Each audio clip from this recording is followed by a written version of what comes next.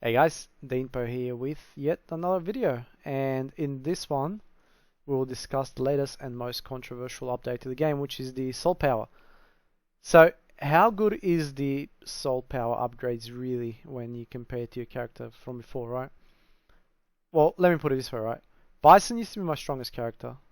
So when you went to my account and you saw Bison used to be first because I have 7 duplicate cards for Bison, right? I have a couple for Ryu and Akuma. But following the soul power updates, these two characters completely skyrocketed. So Vergil has way less duplicates card than Bison, yet he's about 700k higher power level than Bison, right? And Akuma also a little bit higher than Bison. Akuma's on level 40. So how good is he? Is he much of a difference maker? Well, let me put it this way, right? If I go to my Supreme Fist, I'll show you what used to be my go-to team. So this team here used to be my go-to team because it was a very versatile, very sort of good team. I used to use I used Evil Ryu for the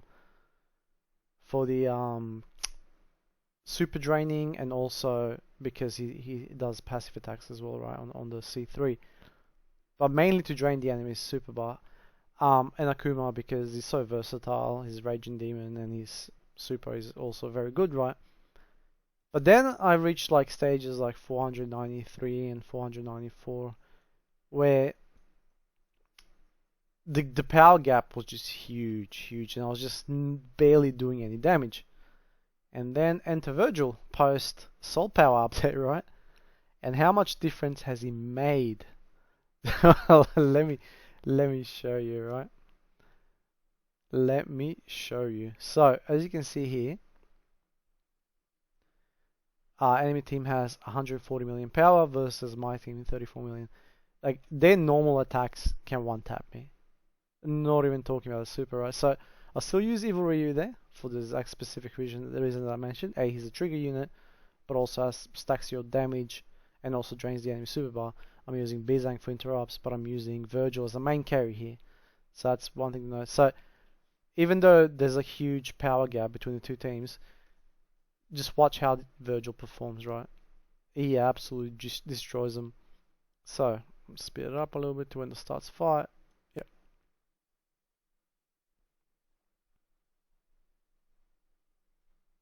You can see here Bison immediately explodes. And now as soon as Vergil transforms, I start my combos. Bison C1, Bizang C3 to interrupt, and then AoE with Vergil.